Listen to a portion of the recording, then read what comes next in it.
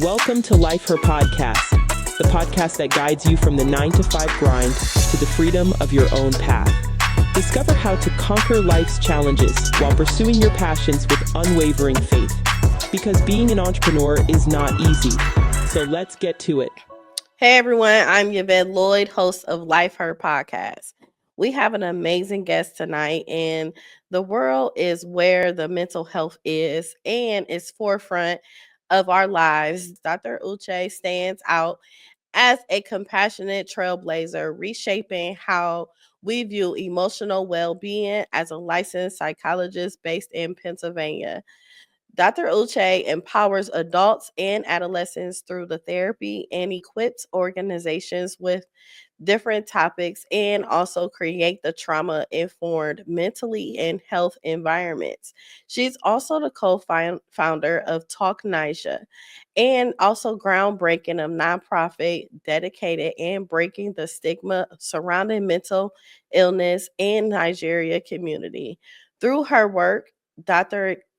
Anuche she assembles and combines evidence-based practices with the culture sensitivity and ensure mental health care is assembled and impact for understanding communities.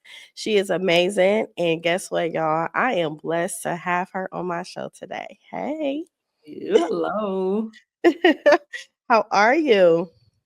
Doing good. Just winding the week down. Happy to be here to kind of just like talk about everything mental health and all in between. So thank you for having me. Yes, thank you for being on.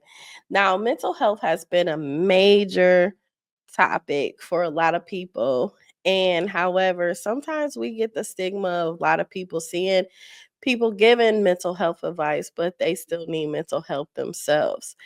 Um, how can people actually balance that out and actually receive the proper help that they need when it comes to mental health?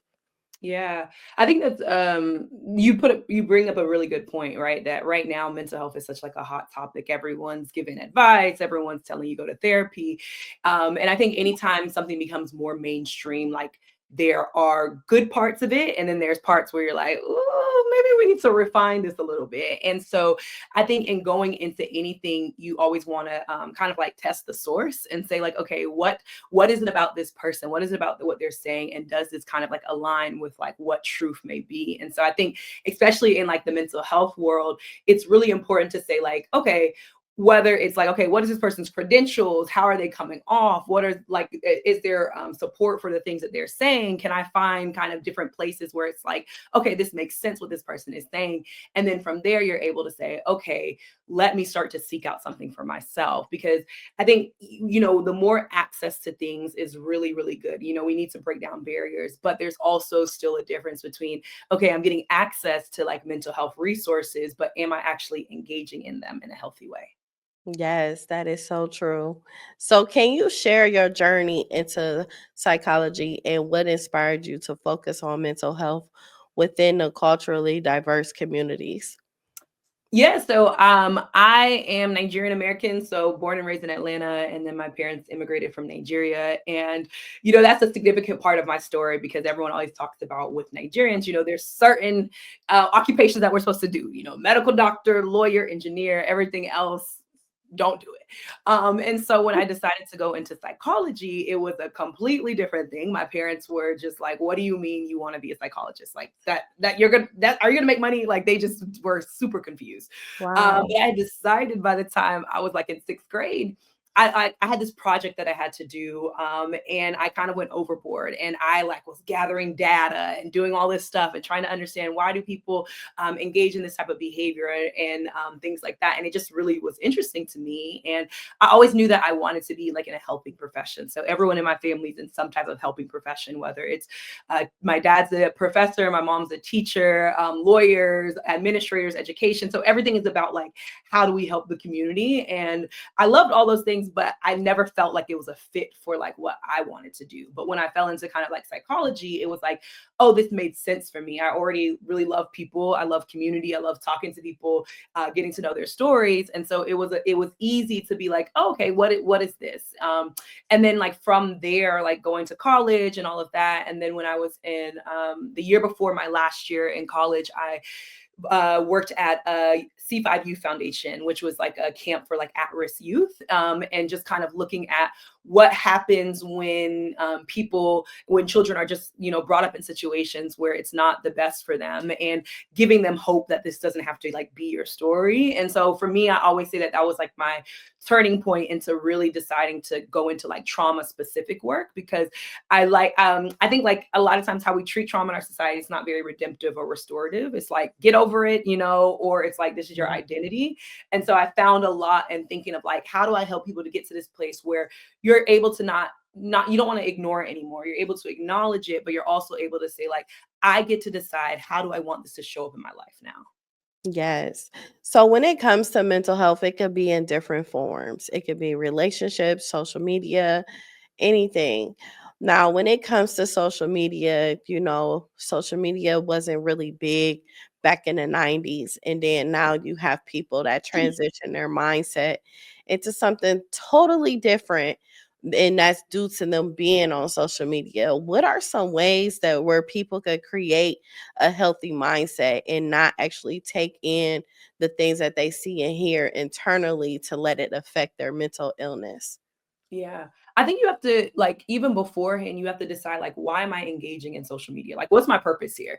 Because I think Right. sometimes if we're trying to find like our purpose in social media is to get validated, or it's to, feel seen, or, all these things that aren't necessarily bad things. But if I'm going to a particular source to try to get it, it might turn out really messy, right? Especially if I don't have a type of grounding outside of that, it can be really difficult. And so I think it's thinking about like, why am I even engaging in this? And then what am I engaging in? Like, I think, certain pages can be fun, but after a certain while, you realize like, I'm in a black hole here. Like, this is not helping my mental health. This is making me feel a bit worse. And I think like also coming into with the mind frame of like, there are things that are reality and there are things that are our perception, and also things that people create to be our perception. So just what you're seeing is not always true, but you want to take it with a grain of salt and you can enjoy it. But it's also like, I don't have to put it on a pedestal and feel like this is all that I have. Yes, that is so true. So Talk Niger is such an innovative, and like you have like so much when it comes to it. What is the catalyst of the founding of this nonprofit, and what impact has you seen so far in the Nigeria community? So backstory is one of my now good friends. At the time, I didn't really know him, but we were both involved in this group. And I had mentioned that I was a psychologist. And he was like, oh, can you like look over this website for me? And I was like, sure, I'll look over it. And then I gave him some pointers. He was like, so do you want to be a co-founder? And I was like, whoa, this escalated very quickly. But I was like, you know what? Why not? Like, let me jump on board. And so it really came out of like him thinking about like, his own mental health journey, and like, what was that like? And if he would have had people on that journey with him, or if it wasn't feeling like it was so silenced. And so kind of meeting him in that middle, we started thinking of like, okay, what do we want this to like look like? What is our purpose here? And it really was to share stories, to destigmatize mental health in our community, because, I think whether it's the Nigerian community, immigrant community, Black community, there's a stigma on it. And there's an idea of like, Black people, we don't really do that, right? Like, you just yourself, tell your mom, like, don't tell nobody else. And so it really was born out of that idea of like, community can help us heal, right? So like, yes, we're harmed in community, but we also heal in community. And so what would it look like if people didn't feel so afraid to talk about their story?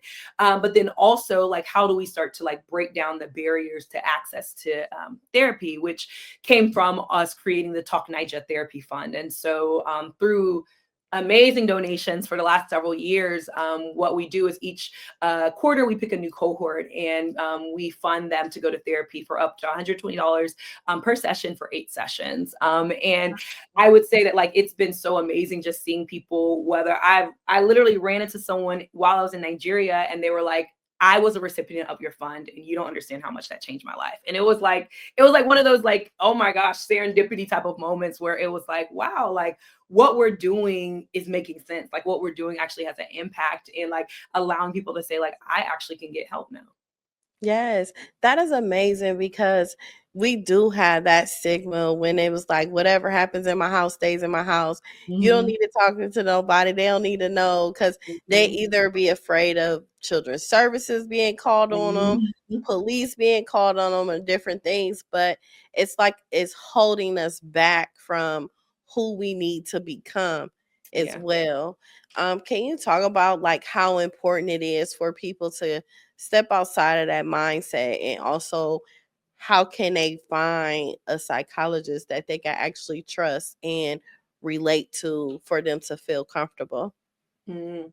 I think the main part of it, the main way to step outside of it is thinking, how do I want to combat this shame that I've learned to like just kind of like live within? Because a Mm, lot of it is shame, right? Like either shame that this is a like these things happen to me and it's a part of my story, shame that like I can't just like get over it myself, like shame that, feeling maybe isolation that I'm the only one that's dealing with this in my family, which is probably not true to be honest, right? If we know about the incidences of mental health diagnoses, that more than likely someone else in your family is facing something similar to you. It's just that we're not talking about it. And so I think you have to first start to dispel like a lot of that shame and feeling like, one of shame's major components and its job is to disconnect you from people. And the more you get disconnected, the more you isolate. And the more you isolate, the more your problems get worse and worse and worse. And so it's thinking about like even just sharing a little bit is you deciding like I don't want to live within shame anymore, and potentially I don't want to live within someone else's shame. Like, so it's not even my shame I'm carrying someone else's shame about how they yeah. feel.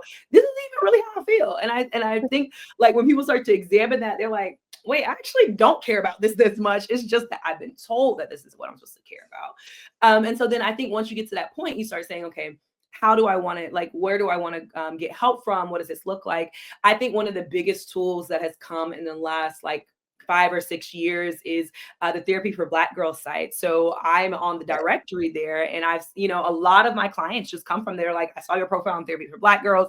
I said, oh, this speaks to me. Like, let me, at least do a consultation. And so it's like resources like that, where it's like, okay, you're still gonna have to do your due diligence of like testing. I tell people, the same way that, you might have an electrician that's horrible, you might have one that's good. It's the same way with therapists, right? Like, it's not going to be a one size fit all. Everyone's not going to be the best fit for you. But you want to say like, okay, what am I looking for? Do I feel like this person is professional in the sense of like, there are boundaries that are there? Do I feel like they're going to challenge me? Do I feel like it's not a one-sided type of thing where I'm just like venting the whole session, but then I'm not really being challenged, or I'm not giving insight and stuff like that? And so I think you can do that through, I always encourage you to do a consultation call with a therapist and just see, hey, like, what is your specialty? Like, what is your style? What do you know? How would you know if I'm like, improving or not? And like, therapists who are open and honest, like, you're going to get a good assessment to see like, oh, this might be my person. Yes. And it's so important for you to find that, that great person. The Mhm. Therapy for Black Girls, listen, it saved me, okay? Mhm, mhm. Amen. There we go. I love to hear it. Mhm. Yes, it has saved me. So with you being a psychologist and you're helping other people, how are you able to balance your personal life and help you? Because sometimes the spirits and other people can try to, affect you or open wounds or different things of that nature. How are you keeping yourself okay? Yeah. So for me, I have very strict boundaries about work. I absolutely love what I do. And when I'm off, I'm off. Like, I'm not the type of person that's like, oh, Mhm. okay, let it bleed. And I'm like, oh no, I'm on for this time that we are in session. And then once that ends, it is my time. And I'm like really strict with that. I told someone, I was like, I was never meant to work 40 hours a week. So I don't work 40 hours a week. So like, even like timing or even like my schedule, like those are just like the first concrete things that I had to build in for myself to make sure that like I'm mentally well, right? That I'm not taking Yeah. more clients than what I want to or what I can or need to do, because it's like just because I'm capable of seeing more people doesn't mean I have the capacity to see more people. And so I'm really strict on that. I take a month off. All my clients, if people who are longer term clients or people who drop in, they know that like Dr. Ukuku, that month off, December to January, I take 4 to 5 weeks off. I'm not on. And so for me, that's like my way to like, I vacation, I get re-energized. I have colleagues who are in the profession too, which is really helpful. And especially having like other Black women colleagues and other minority colleagues, like some of my friends where we were in grad school, we were in the same doctoral program, and we were the only like, non-white people there. So obviously we kind of became friends, and we're still friends to this day, almost in 10 years since we've graduated. And they allow me to like just be able to, have a sounding board, do that, but then also getting my own therapy. Like I think in 2020, that was the first time as a therapist I went to therapy, which was so different being on the other side of the couch. But it was so necessary. Like I feel like I changed so much. I learned so much. I think it gave me even more insight to be a better therapist in that type of way. So for me, it's like, I also have like really good community and I can always like count on them. I build things in. And so I'm really intentional with like, what does rest look like for me? Wow. So what unique mental health challenges do you see in the African or Black communities, and how can we better address them? So I think honestly, our incidence of trauma is just way higher than other groups, which there are a lot of factors that go into like why that is, and I think then also pairing that with like a lack of access to a lot of resources or barriers to it. So it just like puts us in this like really awkward position where it's like you might start to become more aware, but then you're like, okay, what do I do with this awareness now that I'm there? And so I think like sometimes there can be a deficit in knowing like, how do I even start to process some of these experiences? Or even I tell people a lot, it's like when people come to therapy and they realize that some of the things they thought were super normal, they're like, maybe that's not really normal, of like how we either operate in our community sometimes. And so it's like trying to figure out and find a better way to operate and a better way to be.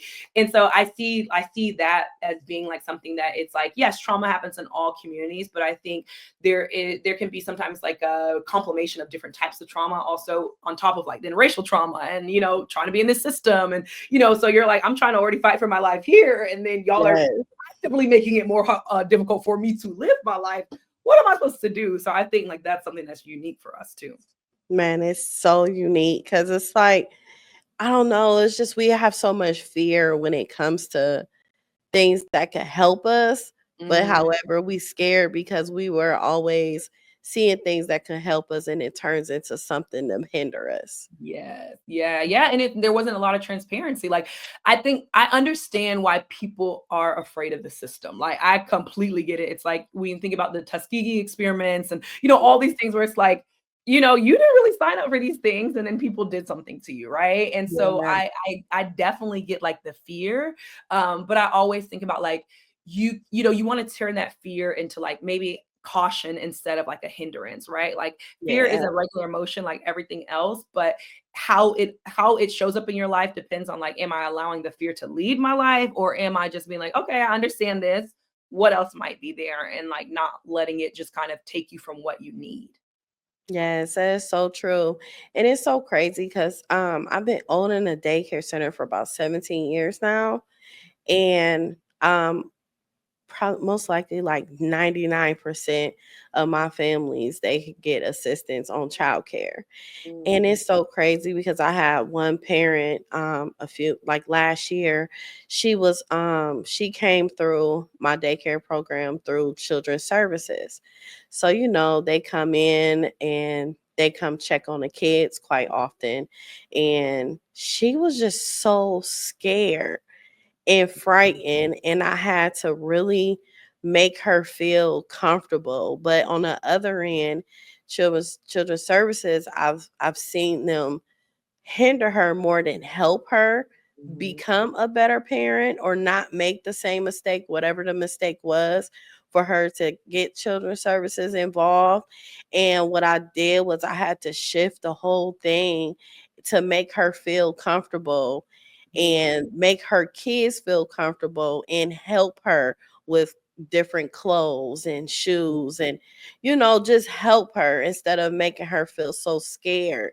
And it was kind of like a catch 22 because you have the schools involved too, and they're all looking at me while you're helping her, but Mhm. they are trying to make it worse for her. And Mhm. now it's so crazy. She still have her kids come to my daycare because she's scared to even go anywhere else. So she Mhm. drives literally almost an hour just to bring them to daycare, but she's doing better now. She has a car, she has a house.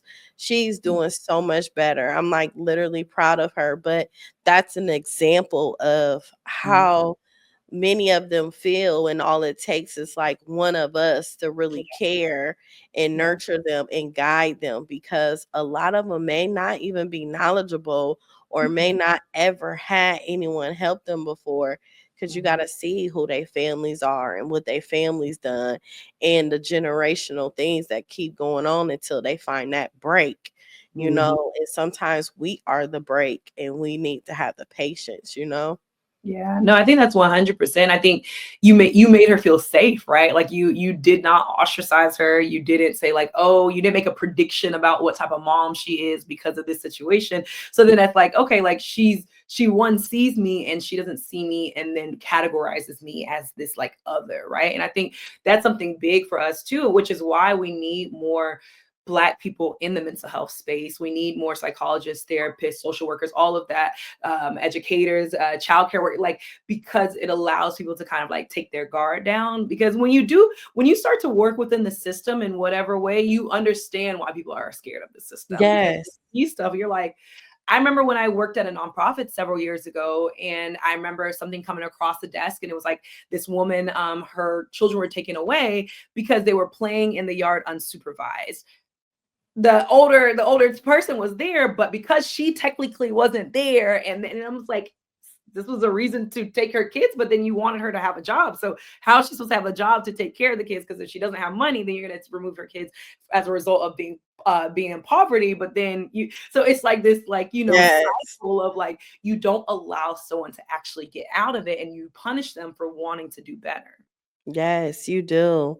And I think that's when it comes from culture as well. And a lot of times, some people, they just don't understand it. And then sometimes our own culture really act as though they don't understand too. Mhm. But it's like we have to instill, encourage people to keep trying until it get right. Yeah. Not give up, because it is going to be one good person out there that's going to genuinely and care for you and understand, like, it's okay. I got you.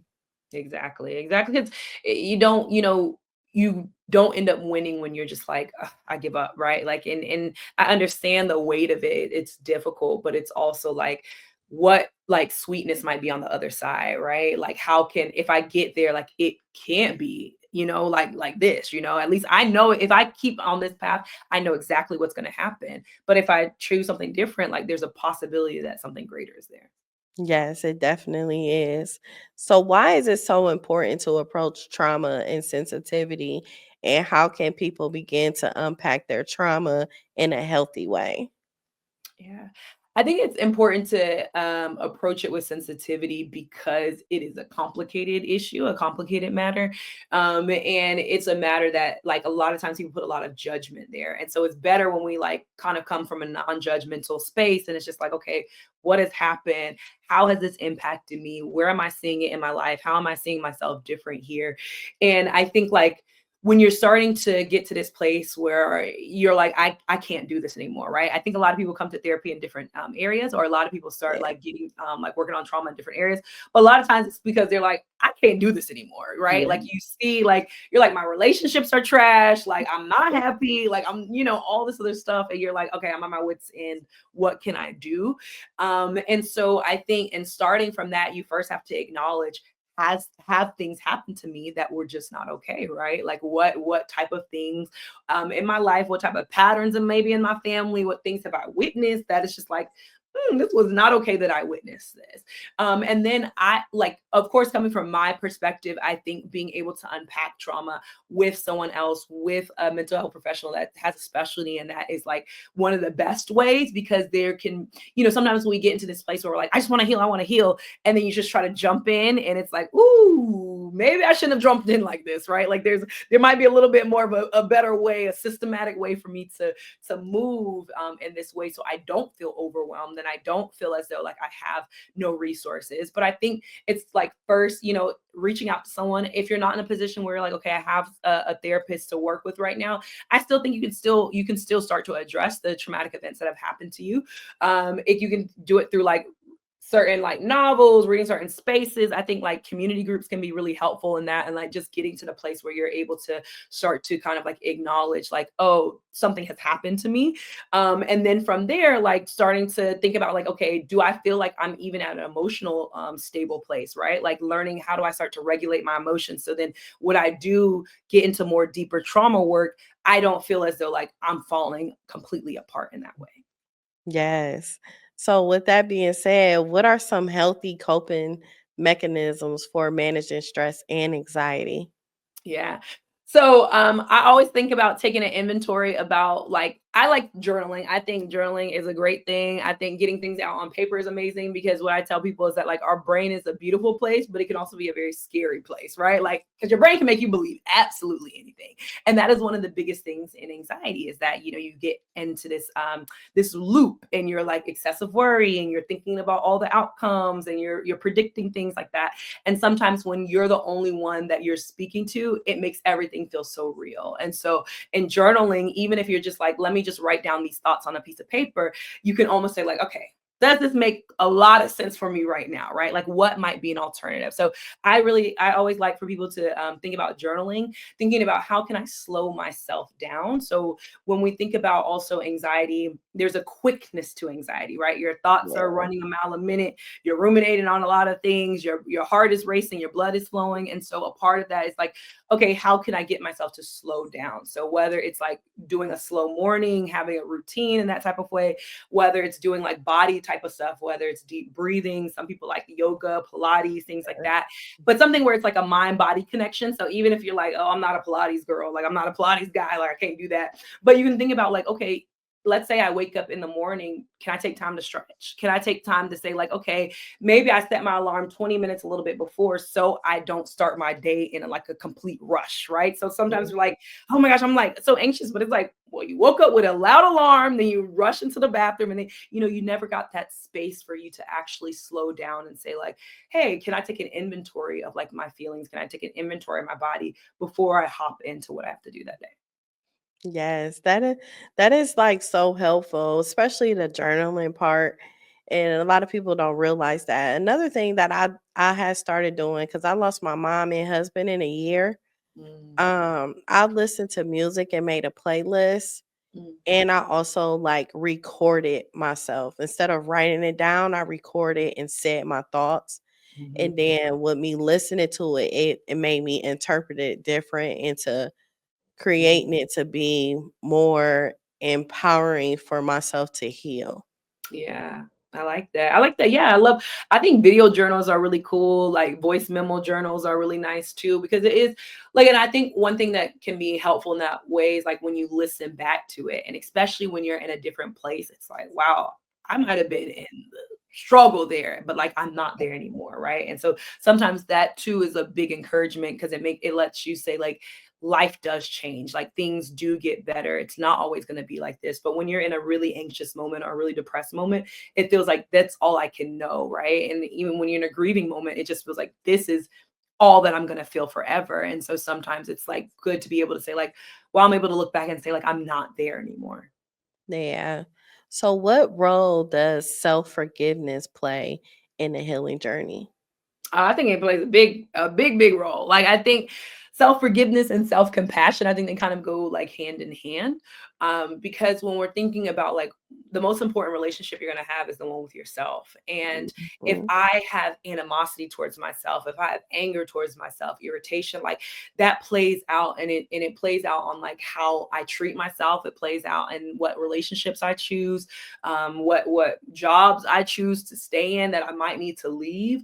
And so I think self-forgiveness is really important, even in the mistakes that we've made, right? Like sometimes we make choices and we're like, I should have never made that choice, right? And I always Right. think about like decisions that we make. Sometimes we make decisions where we're like, I knew that was an off decision and maybe I should have made it, right? And there are other decisions where we're like, I made the decision with the information that I had at the time. And now that I have new information, like let me change this decision, right? I don't have to stay in it. Mhm.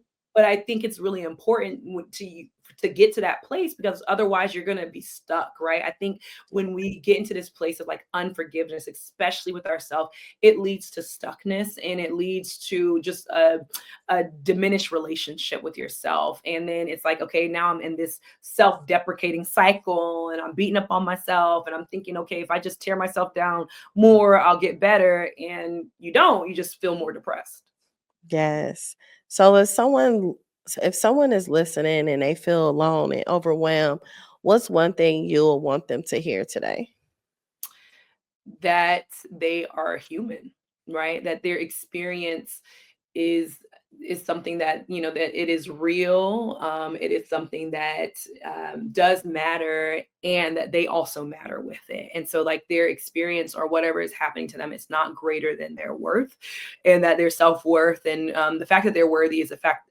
It comes from the fact that they were born, and there's nothing that they have to do to make themselves worthy. There's nothing that they have to say, or jobs or relationships, but just the fact that they were born makes them worthy enough. And that it is okay, like that these moments feel really heavy, and sometimes the moment can feel like it's an eternity, but it's not. It's not going to always be like this. And so there's times where we can acknowledge it, and we don't want to deny it, we're not going to avoid it, but it's not going to be our complete experience. Dang, thank you for that. That is good. So, what are your hopes for the future of mental health care, particularly for, the underserved populations? I really want more access, right? And I think like more access also comes with like more providers, and more providers comes with paying providers like in livable wages, right? And so because Yeah. even when we think about like a lot of times in like community mental health spaces, the wait lists are super super long. There's all these other Yes. barriers that are going with it, and a part of that is like that they're not recruiting therapists and then giving therapists pay where they can live upon it. And so people Mm. end up staying for a year or two, and then are like, I also have to take care of my own mental health, and there's no way I could stay here and take care of myself. And so my desire would be that there's actually an influx of resources put into not only like training new therapists, but then also providing those therapists a livable wage to stay at community centers, so then they can start to serve more people. And that it doesn't, there's not this long wait list, and there's not this space where you feel like, oh, I'm not even being served then by people who look like me. And so I desire that it's like more accessible in that, but like that there's just more Yeah. support given. Yes. The support is needed, like, tremendously. Yeah. What's the most important lessons you've learned through your work as a psychologist? Um, I think that one, I don't know everything. And it is a great and humbling That's experience. real. I do not know everything. And I think, and the reason why I think like in that way is like humility is such a powerful tool. I think that we are in a very like ego driven society. And like when we have Yes. so much ego, like it keeps us from actually learning and actually connecting to people. And so like the more humility you have, and the more you realize like, there's a lot of stuff I don't know, right? And there's a lot of things that I'm willing to learn, and there's an openness to it. I think like for me, that's been really powerful, and it's really taught me how to just be open for real, and to really just hear people, and to continuously do like a self inventory on myself, right? Like, and even in working with people, it's such a accountability thing, because it's like you're working with your client, and you're like, yeah, we're processing this. You're like, am I doing this? Like, this is feeling kind of hypocritical. And so for me, it's really something like doing the work has helped me to be accountable to myself and to my community is like, okay, like what type of person do you want to be? Mhm. Yes.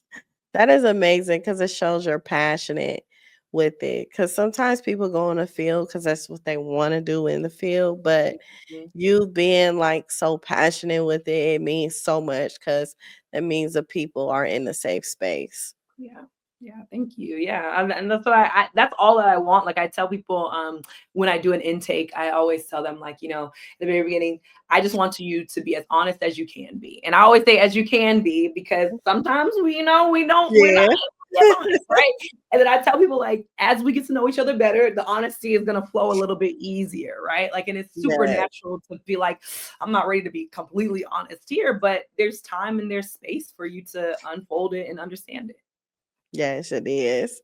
So, what's one piece of advice you would give someone that's hesitant to seek therapy due to cultural stigma? I would say, I think first I tell people like let's reflect on where you are and how you're feeling right now, and is that how you want to feel for the rest of your life? And if there's a chance that you could potentially feel different by doing something different, are you willing to take it? Because I think sometimes it's also reflect like taking a kind of like a self inventory and self reflection to say like, hey, like I've been pretending I'm okay for maybe 10, 15, 20 years, but if I really, when I'm alone by myself, I really Mm. don't feel okay. And if like I'm almost like tired of feeling like that, right? I think there gets to a point where you have to be tired of feeling a certain way. Then you're like, okay, I don't know if this is gonna work, but like other people have said it's worked, right? I don't lose out on trying. But then I would also say that like maybe your first therapist might not be your best therapist, right? It's like Mhm. just like when we go shopping, right? If we put on an outfit and we're like, we don't like it, we don't say, well, never buying clothes again. We say like, okay, let me go to a different store. Let me try a different Yeah. style. We kind of keep going back.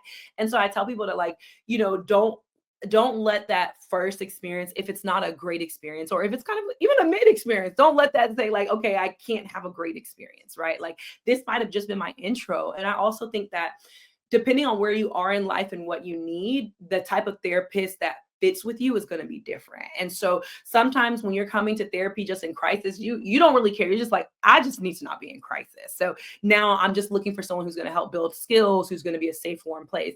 And then once you get to that place where you're like, okay, I'm not in crisis anymore, but I want growth. Like I want to get out of this Mhm. certain space, or I want to unpack certain things. Then you might go back and you're like, okay, I'm looking for a different thing in a therapist, right? I want someone who's going to challenge me in this way, or I want someone who has expertise in this. And so you might not get everything you need from your first therapist, even if your first therapy experience was good. It's okay. Like, it's okay to come back and say, okay, now I need something more. Yeah, that is so true. So, how can listeners connect with you and learn more about your work, and especially with Talk Nija and your mental health service? Yeah, so they can follow me on Instagram at Dr. Ukuku, so DRUKUKU on Instagram. And then also my website is drukuku.com. And the Talk Naija website is talknaija.org. And so you can find out more information about like kind of what we do. You can donate if you want to donate to the therapy fund, and never close the door on any donations. Or also being able to sign up to do the therapy fund too. I think in either any of those places, those are good resources. There's different things that I will be doing coming down the pipe, and sharing a bit more videos, and getting a little bit more interactive there. That is amazing. Now, are people able to connect with you for you to become their therapist? Yes, they can go on my website and fill out the form there. They can also email me. I let everybody know though, I wish I could take everybody on at once, but right now it's difficult. Everybody's wanting therapy, so it just might be a little bit of time before I'm able to put you on my list if you are wanting to do therapy with me. But I just tell people to still reach out to me, because as I finish with people and I do get more people in off the wait list, then it's kind of like a revolving door. So at least you put your foot out there. Thank you so much. I really appreciate you. Yes, thank you for having me. It was a pleasure being on your show today. It was a pleasure. And thank you, everyone, for tuning in to Life Hurt Podcast. Don't forget to subscribe on YouTube and also listen to Life Hurt Podcast on all major audio platforms. Welcome to Life Her Podcast. the podcast that guides you from the 9 to 5 grind to the freedom of your own path. Discover how to conquer life's challenges while pursuing your passions with unwavering faith. Because being an entrepreneur is not easy. So let's get to it.